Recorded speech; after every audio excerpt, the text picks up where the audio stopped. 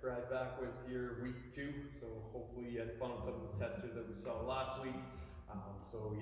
Last week was our week 1 of our new cycle. So this will be week 2. Give you guys a little bit of an overview of things we were shooting for, things we're progressing on, and things to do for the workout. So just like last week, we're gonna have 2 options. So there's gonna be 2 options for the strength and the workout.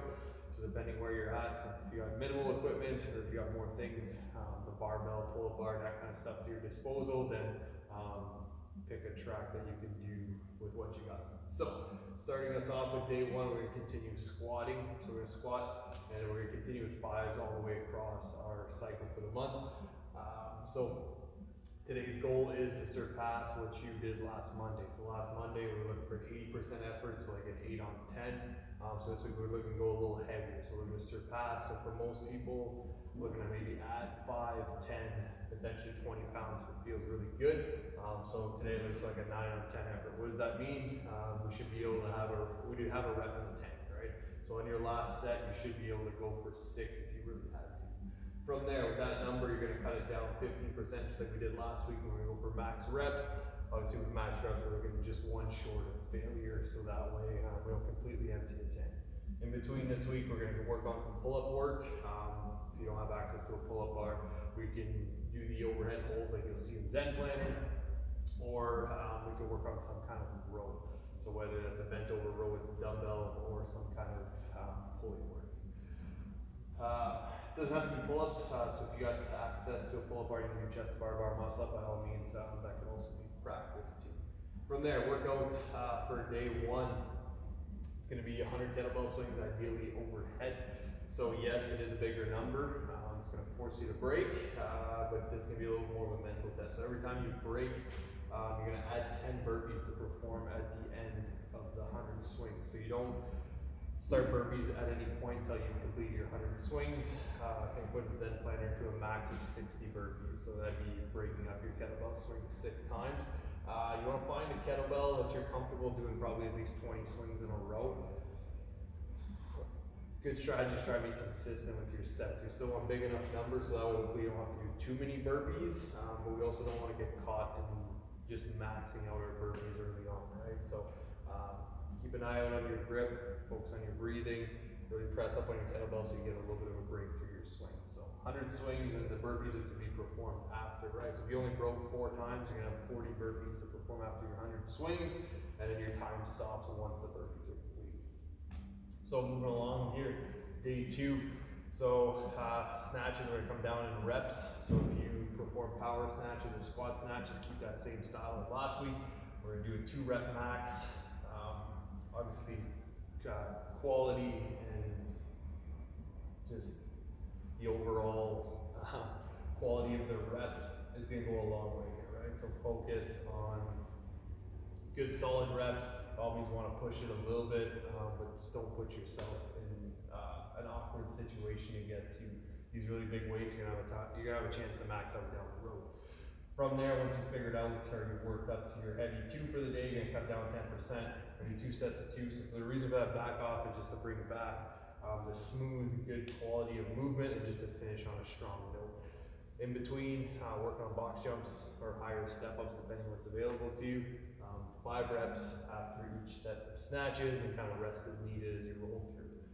Workout for day 2, it's gonna be 5 rounds, 300-meter row, it can be a 600-meter bike. It could also be double unders if we need some more of a cardio movement. And they're gonna do 20 lunges. Ideally, they're gonna be just body weights. They can be walking or stationary. If you really want to challenge, I'd say add a little bit of weight, but just don't add a weight that'll force you to break them up. You should be able to keep this 20 unbroken all the way through, and topping up the round with 10 toes to bar, or obviously a variation of. Day 3, for a lot of you guys who followed the bench press progression before the cycle started, so we're just looking to kind of finish up on that before we add some volume.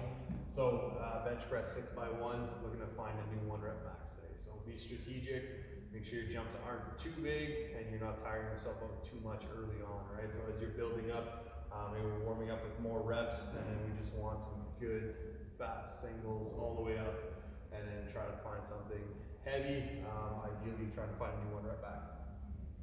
If you're alone, no clips, so that way you can get out if you get stuck. If not, make sure you got a spotter around so you can get into those heavier weights. Now pair that up with some deadlifts, so we're gonna keep the progression going of 5s. So we're gonna go a little heavier than last week. So at RPE 9 on 10. Once you find that number, we're gonna back off 10% and do 2 more sets of 5. So again, quality of movement on your deadlifts, right? You feel your low back rounding, it's probably the end of the road, and we wanna take a little break. We just wanna make sure we're moving as well as possible, and you get your chance to max this out later on. From there, workout for day 3. So AMRAP 15, 5 burpees, 10 push-ups, 15 sit-ups, 20 air squats. So body weights, find yourself a good pace early on. Push-ups and sit-ups tend to hold people back a little bit, so when we get tired. So maybe thinking of breaking those up if you need to. If not, and you're very strong all around with these movements, is look to push the tempo early and looking to hold on for those 15 minutes.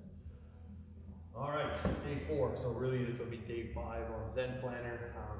Our 4th day, Thursday, a little bit of a deload. Got a 20-minute EMOM in there for movement. And then our day 6, we have an aerobic capacity day. So a running workout that can also be modified for any other machine that you have to your disposal. So really this is day 5 with kind of day 4 along our progression. So clean jerks, just like last week, if you power clean or squat clean, keep that same style up so we can build on the progression. So again, working up to a 2 rep max, trying to keep the quality of reps as best as you can, right? So if things start breaking down, probably call it there and then pull back. So same thing as the snatches, we're pulling back 10%, we're gonna do 2 sets of 2. At that point, just looking to kind of dial in that technique and end on a good note. In between, if you do have access to somewhere to kick up, upside down where it's safe, work on some handstand work. So whether that's strict kipping, just some holds, even be handstand walks, depending how much room you have available to you. So look for 5 sets. If not, this could be subbed out for some kind of like tempo push up. You can maybe sub it out for a plank or some core work, depending what's available to you. So this workout, we're looking 5 rounds. So it's gonna start with the first 5 rounds, and then you're gonna finish off with the last part here. So 5 rounds, we're gonna do 30 double unders. So I'm looking to build the double unders. People are really getting good linking bigger sets together. So we're gonna try and push the boundaries. The last week we saw 20s in one of the workout. So here we're gonna see 30. So if you can, by all means, push those double unders. 10 wall balls, just kind of break up the double unders a little bit. Really focus on driving with the legs in a wall ball. Just so that way you can kind of relax your shoulders as much as you can, as much as you're pressing the ball. Yeah, really use that jump so that way hopefully your double unders don't suffer too much with the wall ball. Once you complete those 5 rounds, you're gonna fall directly into 30 power cleans. So it should be something, if you had to, you could do 5 in a row. If you don't think you can do 5 in a row at that weight, look to scale back. If you think you could do 10 or more in a row at that weight, you could possibly scale up to kind of make sure we're getting a good challenge here. So we're looking for, if we're doing 5s, we're looking at 6 sets. You just don't want to have something where you're having singles right off the bat, because that'll just end up chewing a lot of time. The only way singles would be okay is if you just keep getting right back on it, right? So it's, you clean and then your hands are getting right back on the bar. If you can't do that, just look to either pull back in weights or look to hold on and then just use a little bit more rest in between. So that's what our week 2 is gonna look like. Like always, if you have any questions, feel free to reach out. We're pretty active on social media or through email. So if there's anything you can't do or you need to modify, you let us know and we'll get you set up. So hopefully you guys have a good week and have fun with the workouts.